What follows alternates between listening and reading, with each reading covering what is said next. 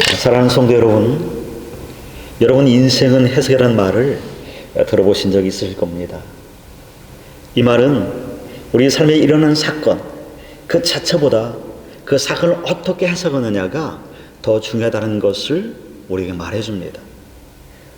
제가 50대 후반이 되면서 노안이 찾아왔습니다. 책을 읽으려면 이제 돋보기를 써야만 책을 볼 수가 있습니다. 이걸 어떻게 해석할 수 있을까요? 야, 나도 이제 다 됐네. 이렇게 해석할 수도 있겠죠.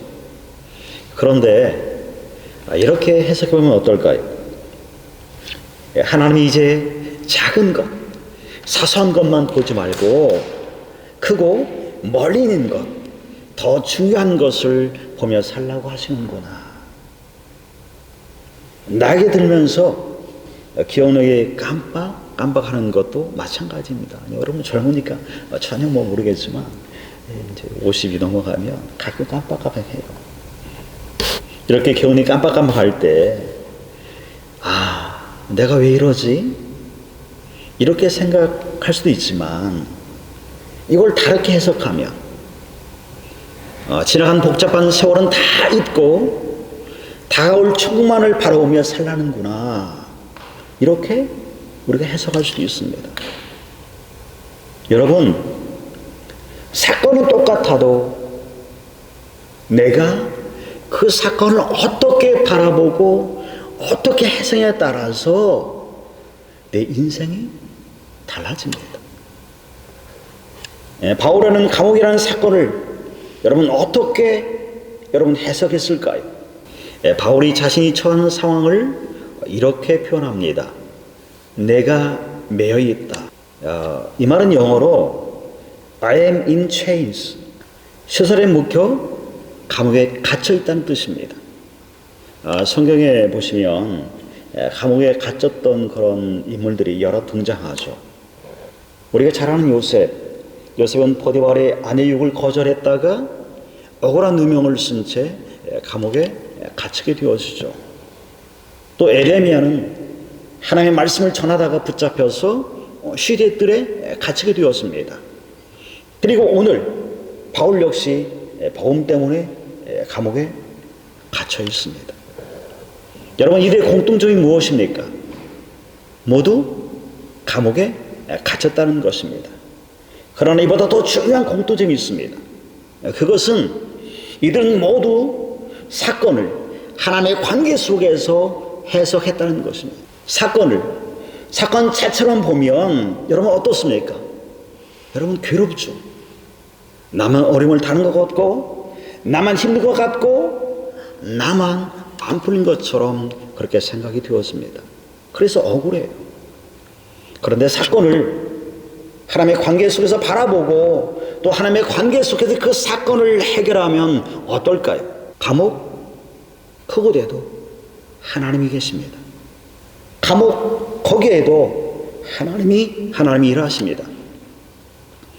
여러분은 여러분의 인생에서 어떤 어려운 사건을 만났을 때 뜻하지 그런 사건에 여러분 봉착했을 때 여러분은 그 사건을 어떻게 바라보시고 또 어떻게 해석해 내십니까? 마치 믿지 않는 사람처럼 사건 자체만을 바라보고 왜 하필 나만 이래야 하냐고 여러분 자책하고 있지는 않습니까? 어떤 사건을 만나든 하나님의 관계 속에서 그 사건을 바라보시기 바랍니다. 그리고 나의 삶에 적용해 나가시기 바랍니다. 바울은 자신이 당한 일, 감옥에 갇힌 것을 여러분 어떻게 바라보고 있습니까? 하나님의 관계 속에서 바라보고 감옥에 갇힌 것을 복음을 전하는 하나님의 사인으로 그렇게 인식하고 깨닫고 그 감옥 속에서 시대들과 안과 밖에 있는 사람들에게 전심을 다해서 복음을 증거했습니다. 그 결과 13절 14절에 보시면 복음의 진전을 가져왔고 시대 안과 밖에 있는 사람들에게 복음을 전하는 그 놀라운 일이 일어났다라고 바울은 그렇게 간증합니다.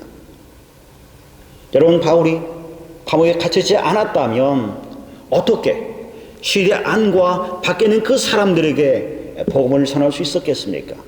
불가능하죠. 본래 바울의 비전은 로마에 가서 복음을 전하는 것이었습니다. 우리 한번 다 같이 사도행전 19장 21절 우리 같이 한번 읽어보겠습니다. 같이 읽습니다.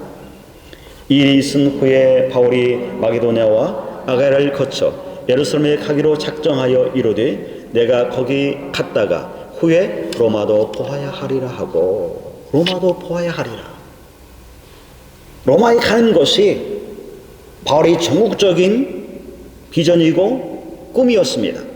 바울은 로마로 가는 이 비전을 이루기 위해서 그는 그의 직업이 천막 깁는 그 일이었는데, 아마도 로마로 가는 그 여행 경비를 마련하기 위해서 더 열심히 일했을 줄 모릅니다. 그리고 한 푼 두 푼 돈을 모았을지도 모르죠. 그러나 여러분, 천막을 기어서 한 푼 두 푼 돈을 모아서 경비를 마련한다는 것이 여러분 결코 쉬운 일이 아닐 것입니다. 요즘 독일에 살다 보니까 비행기 티켓이 너무 많이 올랐잖아요. 그래서 한국 가는 것이 무서울 정도입니다. 그래서 많은 분들이 한국 가는 것을 엄두도 내지 못하죠. 여러분, 그런데 하나님은 바울을 어떻게 로마로 보내시죠? 어떻게? 바울이 마련한 여행 경보로 바울이 로마에 가게 되어집니까? 아니에요. 하나님께서는 바울을 전혀 예상하지 못했던 제자의 신분이 되게 하고 호위병의 호위를 받으면서 돈 한 푼 들이지 않고 로마에 보내집니다. 이것이 하나님의 방법이었습니다. 그래서 이사야 55장 8절에서 이렇게 말씀합니다. 내 생각은 너의 생각과 다르며 내 길은 너의 길과 다르다. 우리가 이런 하나님을 신뢰하며 우리가 어떤 사건을 만날 때마다 하나님의 관계 속에서 그 사건을 내가 바라보고 그 사건을 해석해낼 수 있는 그런 영의 눈이 우리에게 여러분 생겨야 합니다. 그래서 그렇게 볼 수 있어야 돼요. 우리가 어려운 일 만날 때 그 사건을 하나님의 관계 속에서 바라보고 우리가 해석해 낸다면 그 다음에 두 번째 스텝으로 우리가 해야 할 일이 있습니다. 그것을 19절에서 바울은 기도와 성령의 도우심, 이 두 가지로 얘기를 합니다. 우리 다 같이 19절 우리 같이 큰 소리로 같이 한번 합독합니다. 이것이 너의 간구와 예수 그리스도의 성령의 도우심으로 나를 구원에 이르게 할 줄 아는 거로. 바울 자신 로마 감옥에 갇혀 있을 때에 그 모든 것을 견디고 이길 수 있었던 것은 빌립보 교회 성도들의 그 기도와 성령의 도우심이라고 바울은 지금 고백하고 있습니다. 누군가 어려운 일을 만났을 때 그 사람이 그 사건을 하나님의 관계 속에서 바라보고 해석한다 할지라도 그 사람을, 어려움을 당한 그 사람을 절대 혼자 내버려둬서는 안 됩니다.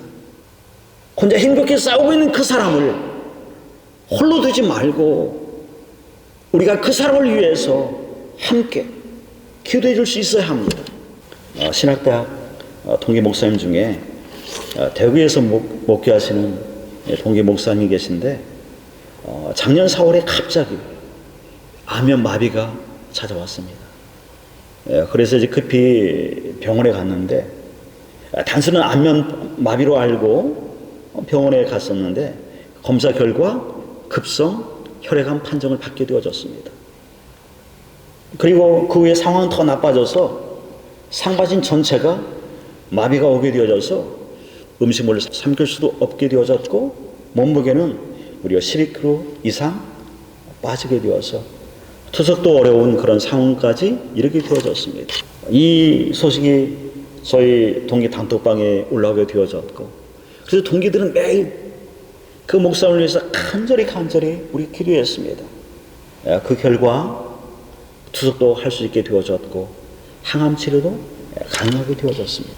저희들이 매일마다 10개월 동안 끊임없이 그 목사를 위해서 기도했고, 그리고 이제 다가오는 2월 9일 골수 이식 수술을 받게 되었습니다. 우리들은 이걸 보면서 기도를 통해 기적이 일어났다라고 저희 동기들은 그렇게 얘기를 합니다. 올해 하나님 우리에게 말씀하시는 것이 여러분 기도입니다. 신년 감사 예배 때 해보은 눈물의 기도에서 시작된다라는 그 말씀으로 시작해서 우리가 빌립보에서 계속 말씀하시는 것이 이 기도였습니다. 올 한 해 동안 나를 위해서 또 다른 사람을 위해서 우리가 기도하는 그런 공동체가 되어지길 소망합니다. 기도와 함께 바울이 말하는 것이 19절에서 성령의 도우심입니다. 어려움을 만난 사람이 반드시 구해야 할 것은 성령의 도우심입니다. 다윗이 이를 잘 우리에게 보여주죠. 성경 인물 가운데 다윗만큼 그렇게 고난을 당한 사람도 흔치 않죠. 그가 고난의 상권에 처할 때마다 다윗은 늘 하나님의 도우심을 간절히 그가 구했습니다. 다윗이 사울에게 쫓길 때 그 상황에 담긴 시가 시편 57편부터 63편까지 그 시가 고스란히 그 상황이 거기 시에 담겨 있습니다. 여러분 거기 시를 읽어보시면 시 9절 9절마다 하나님의 도우심을 간절히 구하는 그런 내용들로 가득 차 있습니다. 예를 들면 다윗은 시편 57편에서 시를 시작하자마자 하나님의 도우심과 은혜를 구하는데 이렇게 시작합니다. 하나님이여 내게 은혜를 베푸소서, 내게 은혜를 베푸소서.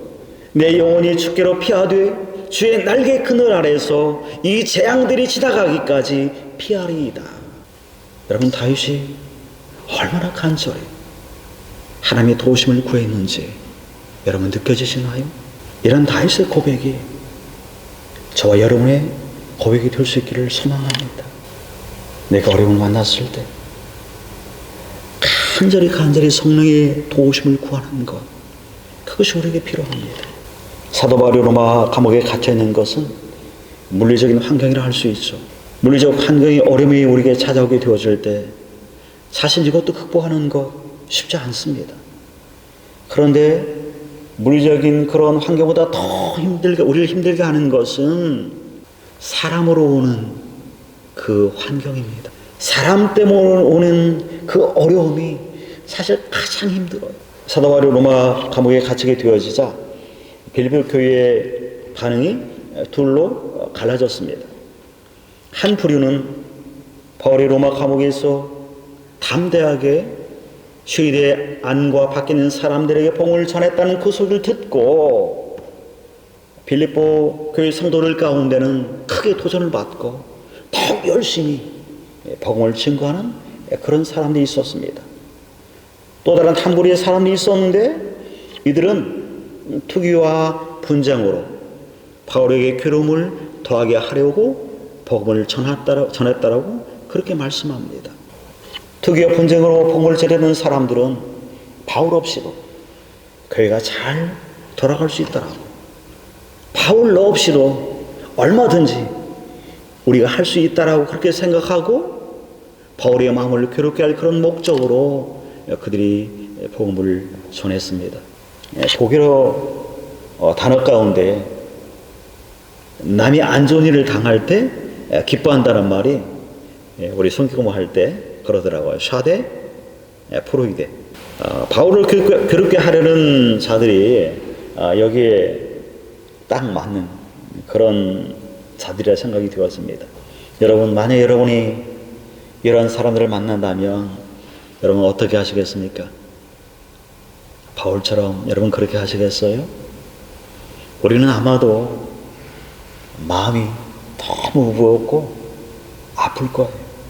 정말 내가 감옥에서 나가기만 하면 정말 그 사람들 가만두지 않을 거라고 그렇게 우리는 얘기할 겁니다. 근데 사실은 우리가 여기에 넘어가면 안 돼요. 어떤 선교사가 아프리카에서 이제 선교를 하는데 얼마나 열심히 선교를 했던지 입술이 불어 터지고 말라리아에 걸리게 되어졌습니다. 그러자 사단이 이 선교사를 유혹하기 시작했습니다. 선교사야, 그렇게 열심히 살지 말고 인생을 좀 즐겨. 내가 너 필요한 거 다 줄게. 너 돈이 필요해? 돈 필요하면 내가 다 줄게. 너 권력이 필요해? 그러면 권력도 내가 다 줄게. 그런데 이 선교사의 믿음이 좋아서 아주 끄떡하지 않는 거예요. 그러자 사단이 최후의 수단으로 이 선교사의 귀에 대고 이렇게 얘기했습니다. 선교사야, 너와 가장 친한 그 목사가 이번에 총회장이 되었다더라. 이 말을 듣더니 이 선교사가 순간적으로 속에서 불끈하고 솟아오르는 게 있었습니다. 그래서 이 선교사가 성경을 보고 다 때려치우고 본국으로 돌아갔답니다. 제가 목회해 보니 사실 제게도 그런 마음이 있는 것을 발견했습니다. 정일과 목요일날 이제 빌립보서 공부할 때 제가 한번 고백했는데 어느 날 제가 다른 교회 홈페이지를 들어가게 되었습니다. 근데 다른 교회 홈페이지를 들어갔는데 성가대가 이렇게 찬양하는데 너무 멋진 거예요. 그래서 너무 부러웠습니다. 그러면서 은근히 내 마음 가운데 질투가 일어나게 되어졌어요. 이게 우리의 모습이라고 저는 생각이 되었습니다. 근데 여러분, 바울은 어떻습니까? 우리 다 같이 하면 18절 우리 같이 한번 읽겠습니다. 같이 읽습니다. 그러면 무엇이냐? 겉으로는 하나 참으로 하나 무슨 방도라 하든지 전파되는 것은 그리스도니 이로써 나는 기뻐하고 또한 기뻐하리라. 이걸 읽으면 어떤 생각이 드십니까? 자신을 지금 괴롭게 하는데 전파되는 것은 그리스도라니. 그리고 또 뭐라고 말하죠? 나는 기뻐하고 또한 기뻐하리라 이렇게 얘기합니다. 여러분, 이게 말이 됩니까? 여러분, 완전 넘사벽 같지 않아요? 여러분, 어떻게 이게 가능할까요? 이에 대한 답을 찾는 것이 오늘 설교의 결론입니다. 다 같이 20절 우리 같이 한번 읽겠습니다. 같이 읽습니다. 나의 간절한 기대와 소망을 따라 아무 일에든지 부끄러워하지 아니하고 지금도 전과 같이 온전히 담대하여 살든지 죽든지 내 몸에서 그리스도가 존귀하게 되려 하려 하나니. 바울의 간절한 기대와 소망은 살든지 죽든지 그 몸에서 그리스도가 존귀하게 되는 것이라고 말합니다. 살든지 죽든지. 여러분, 이 말을 다른 말로 쉽게 바꾸면 내가 어떤 일을 만나든지입니다. 내가 어떤 일을 만나든지 그리 어떤 일이든지 그리스도만 내게서 존귀하게 되기를 원한다라고 그렇게 바울은 고백합니다. 그래서 바울은 감옥에 매여 있어도 결국 흔들리지 않죠. 도리어 감옥에 매이게 되었을 때에 복음의 진보를 가져오게 되었습니다. 뿐만 아니라 자신이 감옥에 갇혔을 때 투기와 분쟁으로 자신을 괴롭게 할 목적으로 복음을 전하는 그 사람들 향해서 내가 기뻐하고 또한 기뻐하리라고 그렇게 얘기합니다. 바울이 20절에서 결론적으로 이렇게 그 이유를 얘기하죠. 내가 사는 것이 그리스도다. 우리 한번 고백합니다. 내가 사는 것이 그리스도다. 다시 한번 고백합니다. 내가 사는 것이 그리스도다. 여러분, 아멘입니까? 사랑하는 성도 여러분, 바울이 기뻐할 수 있었던 이유는 환경이 좋아서가 아니었습니다. 사람의 도움이 있어서가 아니었습니다. 내가 사는 것은 그리스도이기 때문에 그는 어떤 상황에서 기뻐할 수 있었고 어떤 상황에서도 하나님의 관계에서도 바라보고 그렇게 해석해 낼 수 있었습니다. 그러기에 그는 감옥에서도 하나님만을 바라보고 담대하게 복음을 신고할 수 있었던 것이죠. 사랑하는 성도 여러분, 우리가 매일의 삶 가운데 바울이 고백했던 것처럼 내가 사는 것은 그리스도입니다. 이렇게 고백하면서 내 삶의 현장 가운데 그것을 적용하고 또 선택하고 그것이 내 삶의 방향이 되게 하시기를 주님의 이름으로 축원합니다.